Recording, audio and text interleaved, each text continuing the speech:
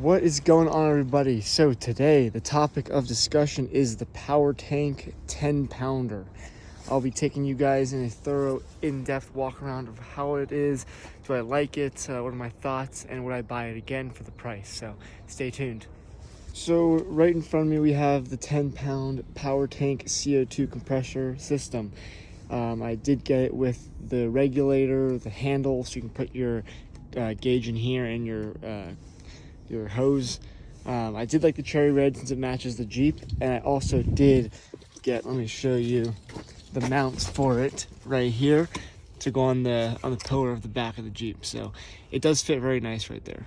So if you don't know the difference between CO2 compressors and regular just like ARB compressors with dual batteries or just a twin compressor, let me tell you. So the Powertank will fill you up in literally less than, I'd say less than like 2 minutes.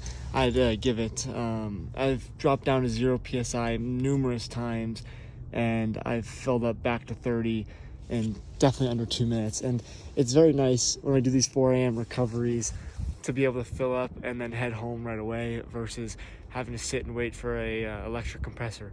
So that's mainly why I bought this, was because the convenience factor and how fast it can fill up your tires.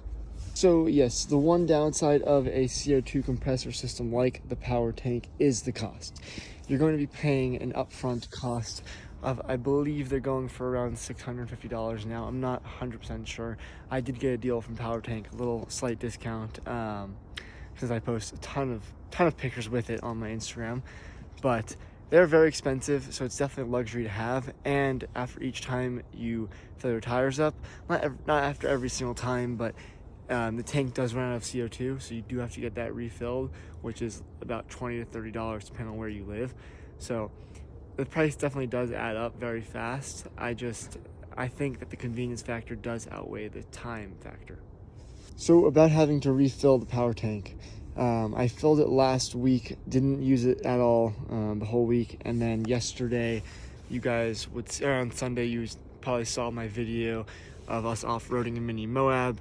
I actually was able to fill up Mark's rig, the Tacoma, and Devin's JK at Locomotive on Instagram.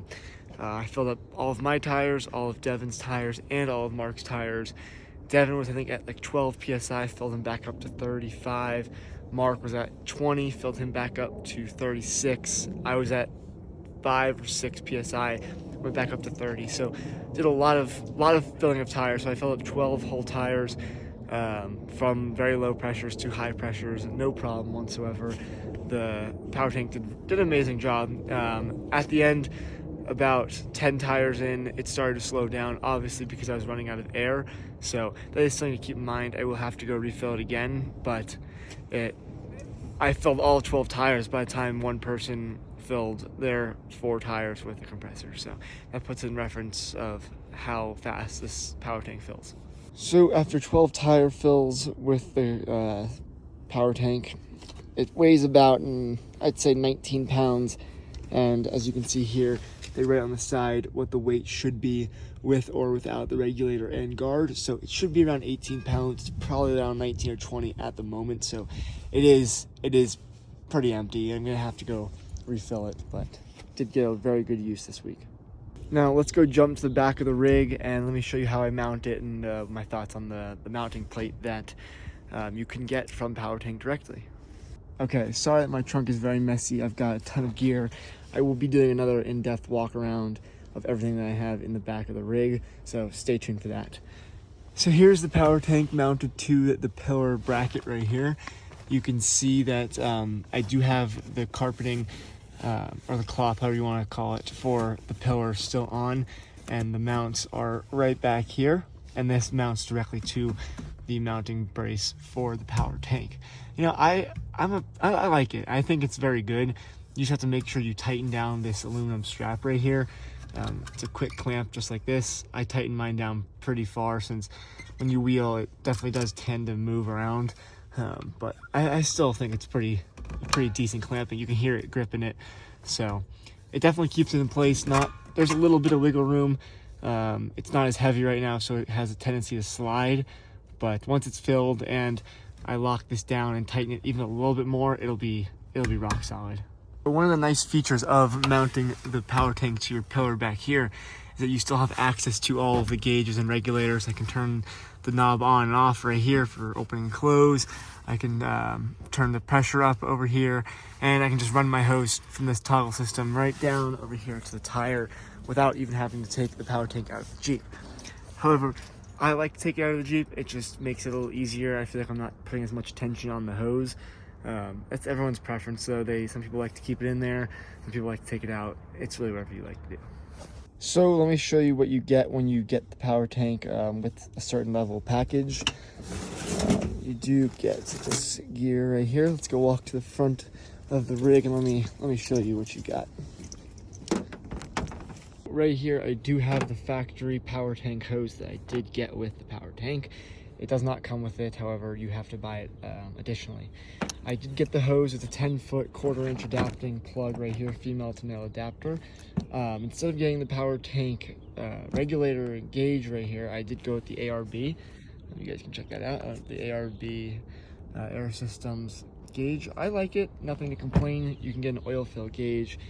It's whatever your preference is. I like it. You squeeze it, goes in, let it go, shows the pressure, and you can release the pressure right there. So that clips on right over here. Let me see if I can detach with one hand. Yep, that clips on right there. Female to male adapting system, and then the other end of it right here goes directly into the Powertank itself. So Powertank does offer a couple different hose options. You can get a curled cable. I got the straight cable though. I like the look of it more, and it condenses down pretty small to keep in the back of your Jeep or whatever vehicle you do have. This is a factory Powertank hose. You can see Powertank right there, high pressure hose. So this thing has lasted me very well. Nothing has broken yet. I know a lot of other companies have hoses that cannot last for such intense pressure since CO2 is very cold. So I just recoiled everything for you guys. It did look pretty bad. I'm sorry about that. Here's what it looks like, all nice and neat. It's very thin, very small, and here's the ARB system. I'll do another review on this guy right here. I like it a lot. There are some downsides, and we will definitely talk about that. So let me show you what this looks like in the back of the Jeep over here, all nice and tucked away. It does go back super easy. Look at that, nice and done. Nice and clean, looks good, and I can just zip everything up and we're all good to go. So would I buy a Powertank again after discussing all these things with you guys? I would buy a Powertank. However, there have been a few recoveries where I have been the one without air. Even though I do have the Powertank, I have been the one that does not have any air left in the Powertank. So that means I have to wait for everyone else in the team to refill their tires with their compressors, whether it be another different CO2 method or an actual compressor under the hood connected to the battery, which takes a long time. So they have had to fill me up the last, I think, 2 or 3 recoveries, which definitely is not fun to have to do, especially when you pay such a high price for the Powertank. But it is something to be aware that you will run out of air, and it is an extra cost to fill it up. But I personally think that the cost outweighs the risk of running out of air. So time factor is a big thing. However, with all that said, I hopefully someday will be getting a dual ARB compressor just to have as a backup plan in case my CO2 runs out. It's always good to have an extra compressor. I just never bought something just in case it runs out. So I think now it's something I will definitely look into getting, but that's later down the road. I'm now more prepared for the CO2 to be running out. I fill it up pretty constantly now, so it's very fun. I like it. It looks good in the back of the rig, so overall I would recommend it, and I will definitely have a link down below in the description for you guys to check it out and to see which Powertank setup I am running, since there's like an A, B, and like C package. Each one is a different price, gets you different things. So I'll show you which one I have exactly once I do a little more research. I believe I have the A package, which is just the very basic. So yeah, if you guys like that video, let me know what else you want to see on the rig. I will be doing a full rig walk around in another video to show you the latest updates, the latest mods. I have to do a review on these Extreme LEDs. They're needing a review, so I will get on that. I took the light bar off. I'll explain why. Got the new roof rack on.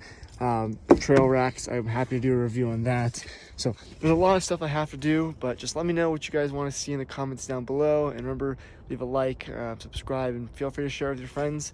Yeah, look forward to catching you guys in the next video.